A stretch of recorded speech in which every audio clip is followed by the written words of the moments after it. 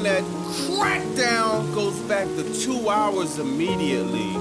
This show is unwatchable. This show is unbearable. This show is an embarrassment to professional wrestling fans. This company is canned. Oh, Paul Levesque. How bad is this show gonna get? Watching this is like taking 40 grams of melatonin. It's guaranteed to put you to sleep. No creative, no storylines, bad booking. Dog, I promise you, this is kind of like going to the ATM knowing my bank account is overdrawn. I'm getting nothing out of it! And honestly, I'm tired of it. Trick Williams is back with another mascot next to him, and I get it. It's his hometown mascot. At this point, I don't care. The Gingerbread Man storyline was enough already. I don't want to see a mascot for the rest of the year. What are we doing? I have no idea. Sami Zayn goes from beating up a Gingerbread Man mannequin to having a therapy session with Johnny Gargano, a dude who doesn't even speak back, because WWE is obsessed with humiliating them to the point of no return. What are we doing with this? I have no idea. Chelsea Green had one of the most over gimmicks in the company with the president character and the Her Service stuff. Now Alba Fire gets released, Piper Niven hurt, storyline abandoned, and now Chelsea's running around trying to become best friends with Tiffany Stratton, like we already don't got enough best friend stuff going on with Rhea Ripley and Io Sky. And when that ended, we still got the best friend stuff with Charlotte Flair and Alexa Bliss. What are we doing? I have no idea. WWE is running around acting like they're giving NXT talent opportunities, which is semi-true, but what's the point of the opportunity if you're just gonna book them horribly? Sol Ruka, 0-2. Ricky Saints, 1-2. And they are already struggling to feel important on the main roster. How is this supposed to get anybody over? Can somebody in the comments tell me where's Ilya Dragunov at? Where is Ray Phoenix at? Where is Matt Cardona at? Where's Drew McIntyre at? Even Bayley, where's she? Somehow she gets demoted to AAA and NXT house shows, which is crazy. I can't make this up. Maybe it's because the signs of Bayley going to AEW is getting more and more clear. Yesterday, she responded to a few fan questions she could have easily ignored, but chose not to. When she was asked her thoughts on Kyle Fletcher,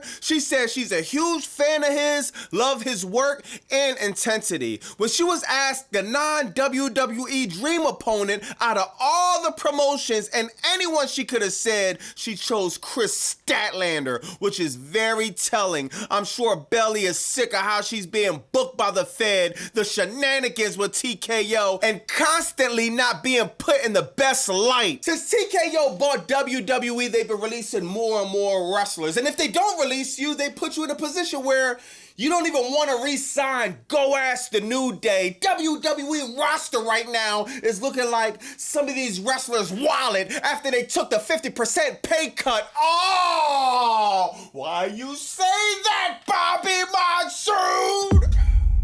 Think about it. The roster is completely empty!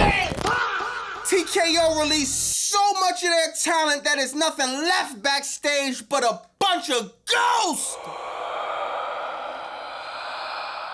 Now there's a weird situation going on with CM Punk, and right now it's all speculation, but you don't need to be a rocket science to be able to connect the dots here. It's crazy, bro. It all started with AJ Lee. After WrestleMania, AJ Lee got emotional because she said she didn't know when the next time she'd be around WWE, and there was no explanation why. No reports of an injury, nothing. She literally came back from a 10-year hiatus, and she was only back in the Fed for a little over 6 months, if I'm not mistaken, and now she's leaving again. And there were reports recently that CM Punk has been taken off of some European dates and several episodes of Raw. This is alarming. CM Punk, one of the biggest draws in the Fed overseas. He's probably even bigger star internationally, and now he's just not gonna make Raw episodes over there? Let me know what y'all think in the comments. Man, I'm gonna really keep an eye on this as the story develops. I really wonder if TKO offered AJ Lee one of them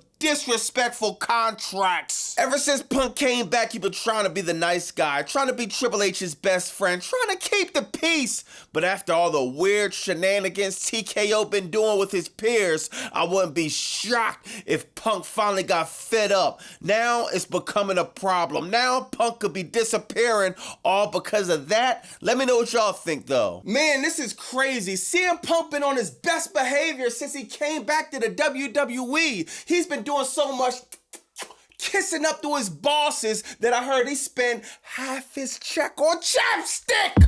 Dog, this is crazy, man. I would ask, bro, what's your favorite color? But he's been doing so much brown nosing, I think that's obvious. Dog, this is crazy. TKO is a bunch of bullies, but it's ironic if you think about it because Punk got punked!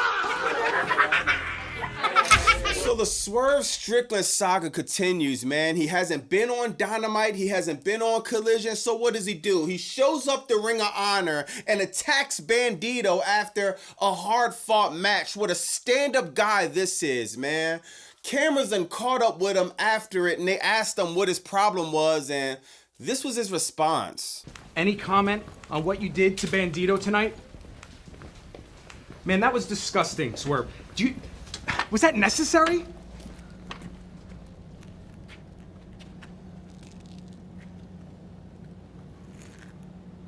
You want to talk about necessary? At this stage of my career, at this point in 2026, you want to talk about what's necessary? I'm at the stage of any means necessary right now. The Owen is right around the corner. Bandito's my very first opponent. Do I care if he gets back up or if he makes it to the first round? No, I don't. By any means necessary, I'm going to get through this, Owen. I still want my power in AEW. But now it's a little bit bigger than that. Now it's more about power within the industry, because every time I seem to speak, people want to click, people want to talk, people want to comment, people want to voice their own narratives about me, about Nana, about what we're doing here. I don't care if it's in Dynamite, Collision, or even Ring of Honor. My actions will be seen and my voice will be heard. Any means necessary. We will get the job done and we will get what's ours. 2026. Power in the championship. I don't care if we have friends in the next round. I don't care if it's enemies. I don't care if it's former Mogul Embassy people. I don't care if it's family. This is necessary. By any means necessary. Bro been watching too much Malcolm X. It's not the 1960s. Ring of Honor is not some indie underground garbage where you spike wrestlers on the top of their head with a steel chair, man. Now, it's unfortunate, but I hear Bandito is gonna still make it to Double or Nothing. And I'ma be real, I definitely got Bandito winning now, dog. I don't think Swerve Strickland is making it out of the first round. I think Bandito's focused. I think it's his time. And let's all be honest, it's the reason why he has a title around his waist and you don't, sir. I'm praying to the heavens that Bandito treats this match like a guardrail on a highway and finally put a stop to Swerve! Oh, why you say that, Bobby Monsoon? Exclusively on BobbyMonsoon.com. Y'all asked for it and it's here. The Why You Say That t-shirt. I want to thank everybody that's copping the merch, that's liking, commenting, subscribing, hyping, everybody in my lives multiple times in the week, all the people in the chat. I want to thank everybody, man. Y'all really helped the channel grow. Thank you from the bottom of my heart. BobbyMonsoon.com. And Why You Say That shirt now. Back to the content. Crackdown started off with Trick Williams, Little Yachty, and oh yeah, another mascot. Oh my God, bro. Can they think of anything different for Trick Williams? Now, I know what y'all gonna say. Oh, Bobby Monsoon, it was his hometown mascot. I don't care. He's fresh off a gingerbread mascot that bored half of us to death. The last thing I want to see next to Trick Williams is a mascot. He got Little Yachty there. All right, cool, dog. We accepted that. Bro, oh my God, can you think of anything different for him? I'm thinking it's obvious that Trick Williams and Carmelo Hayes will be feuding after WrestleMania. I'm thinking it's obvious Carmelo Hayes will want to get some get back from Trick for costing him the US title, but nope! Trick Williams somehow gets into a program with The Miz and Kit Wilson. Where did this come from? Wasn't The Miz and Kit Wilson just beefing with Danhausen? How do you go from Danhausen to Trick Williams? You can't think of nothing better, bro. Absolutely nothing, dog. Trick Williams and The Miz have a match which is the most predictable match of all time because The Miz haven't won the match in over 24 months. Literally, bro. He hasn't won a singles match in over 2 years. Anybody The Miz faces, it's a guarantee they're gonna go over. This does nothing for Trick Williams. It does nothing for The Miz. It's just like, come on. Little Yachty's interfering in the match, hitting I think Kit Wilson with whatever he hit him with, a cane, a kendo stick. I don't know, bro, man. Of course, Trick Williams wins. The crowd goes crazy. The crowd was hot for Trick Williams. It was cool for me, but I just wish they had some better creative for Trick Williams, dog. He's not about to get into a deep, intricate storyline with The Miz and whoever else, Kit Wilson. He got Carmelo Hayes right there. He's right there.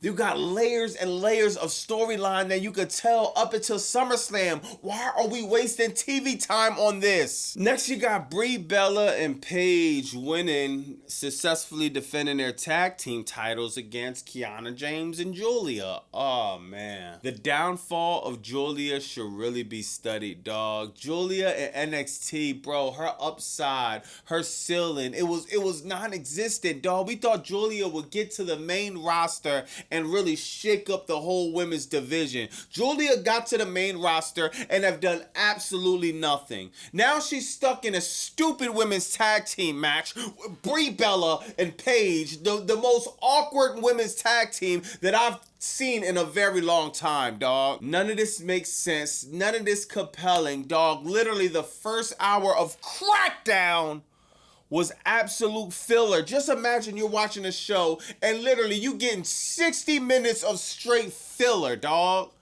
It's just frustrating, bro. Paige and Brie Bella wins. Nobody cares. Nobody's invested in this storyline. Nobody's invested in the women's tag team division, the women's tag team titles. Nothing! Next, you got the African American Nightmare, Cody Rhodes, coming out to do a stupid contract signing with Gunther. It's just like, I got love for Cody, man. That's my man, but my God, dog. It's just, dog, he is just not connecting with the audience, if you ask me, man. It's just something severely missing. And I know what it's just like we're missing what's 90% of the roster. It's the storylines, it's the creative, it's the writing. It's just missing. Cody could cook when you give him the final boss. You give him Roman Reigns. You give Cody Rhodes an uphill battle, bro. That's Cody. Yo, he thrives in them type of situations. Him at the top of the card is just like, you don't feel anything, dog. Gunther comes out. He I forgot what he even said. He said a bunch of BS, a bunch of nothing, stalling to get to the ring out of nowhere. Royce Keys comes out and says, you know what? You ain't gonna sign the contract. I'ma sign the contract. Royce Keys attempting to sign the contract, but Gunther stopping him. They're going back and forth a little bit. Nick Aldis comes out and says, Royce Keys, Gunther, main event for Crackdown. My God, at least something. At least something, right? Even though the match would have been predictable as The Miz and Trick Williams, I'm happy to see Royce Keys on the main event.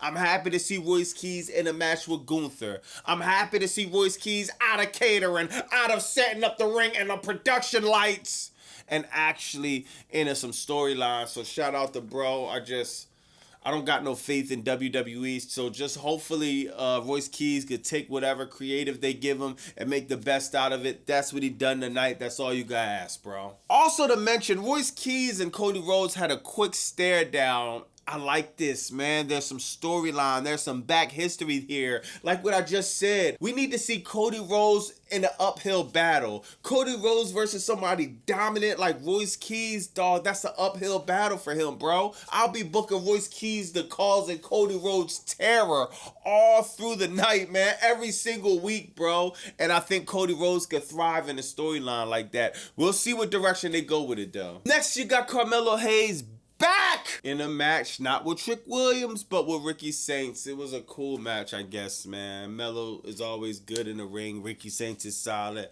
Melo wound up winning the match. It just means nothing, though. You know what I mean? All it means is Ricky Saints is now 1-2 on Crackdown. Great. Only person he beat was Matt Cardona. And they only bring Matt Cardona up to lose matches. He doesn't get caught up to do any type of storylines, any type of creative, nothing, bro. They call Matt Cardona up to lose matches. Why? I have no idea. Why are they not building off of the indie god gimmick that he built? Next, you got Damian Priest going over Tama Tonga. Okay, dog. Why are we doing this? Why? Oh yeah, because it was supposed to be a tag team match, but R-Truth didn't get clear, so now it's a one-on-one. Lifeless! This is lifeless, bro. Why would we care about this match, dog? After the match, Solo Sikoa beats up Damian Priest. They had a weird botch in the match, dog. It's just like, I'm so sick of these lifeless storylines, dog. Like, Solo Sikoa hasn't gotten one storyline we cared about within the last 18 or 24 months. Whenever that last match he had on Raw with Roman Reigns, that was literally the last thing we cared that Solo Sikoa done. They've been giving him absolutely nothing to work with. And he's trying his best to get it over, too. Shout out to Solo. Man, I see some potential in this guy with the right creative, dog. They're giving him the worst possible ideas every week. Next, you got Charlotte Flair and Alexa Bliss, best friends, versus I don't want no scrubs. A scrub is a guy that can't get no love from me. Sitting in the passenger side of best friends ride. TLC! T-Bob's left eye and Chili's back! In a tag team match with Charlotte Flair and Alexa Bliss. I guess WWE heard us complaining there wasn't no women's matches on one of them shows, so they just filled the card up with women's matches. Filled them up with matches that mean nothing. But still, I guess beggars can't be choosers, right?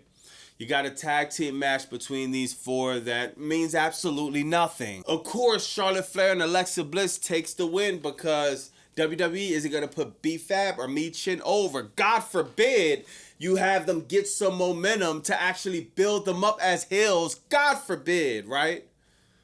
Whatever, bro. So this seems like just a whole build-up to do Charlotte Flair and Jade Cargill at Saturday Night's Lame Event. Oops, I forgot. They're not even doing that. Saturday Night's Lame Event is going to have a 6-women tag match that's going to be a snooze fest, unfortunately. Now, we all know all 6 of these women are great. We all know 6 of these women could put on a good performance. It's just WWE handcuffs the women's division, dog. I just was watching Ring of Honor. You got Athena out there taking spots on like 20 chairs, getting flown off the ring, bro. Like, when are we gonna have the women get the handcuffs off their wrists and actually go to the next level as far as performances? It don't even gotta go crazy as AEW Blood and Guts. It don't gotta be super crazy. Let's just give a little bit more effort. We're about to get a 6 women's tag match that looks like any other 6 women's tag match on Crackdown or Raw. That looks like any other tag team women's tag match on Crackdown or Raw. Next, you got the most predictable match, Gunther versus Royce Keys. Solid look for Royce Keys, so I'm not even going to complain about this.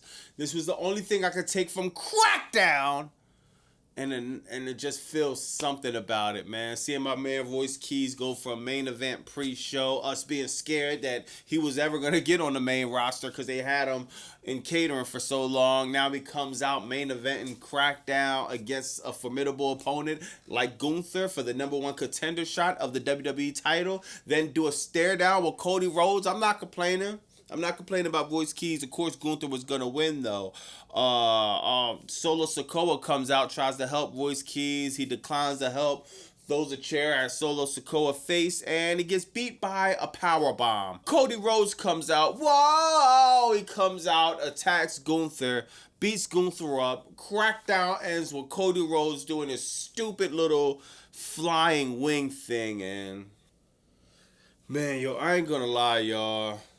This episode of Crackdown was some of the most boring, lifeless television I've ever seen, dog. I just said in my other video that at least Crackdown does something so stupid that it actually evokes some type of emotion. This Crackdown has done nothing to evoke no type of emotion. I'm not really mad. I'm not sad. Of course, I'm not happy. Or I'm not sitting on the edge of my seat watching Trick Williams and The Miz.